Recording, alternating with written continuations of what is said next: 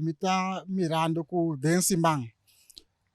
Nos primeiro-ministro tá encorajar nos ambtenaar ng panampor abay bakuna, tomando exemplo de país antigo e Bermuda, den Caribe. Pero den Caribe, den setembro também, nós temos país Barbados, que conjuntamente su parlamento, encabeçado por senhora Mia Mottley, a passa uma moção de qual kunanta bisa ayo na bandeira de Groot-Britânia. E aqui me quero para quieto.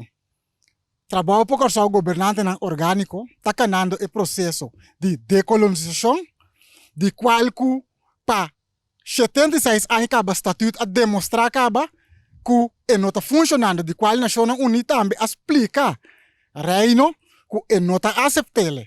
Pero ora nos mira Barbados, de qual se a cana o processo por fim por a chega na ponto de por visa que a si não a logra lo máximo de lo qual não por logra com o processo de decolonização de qual que awe não a logra não independência.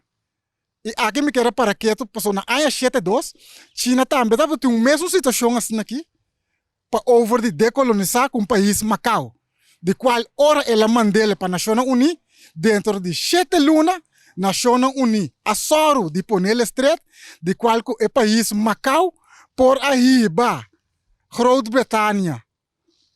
Nações Unidas lei internacional de qual que não agana e caso.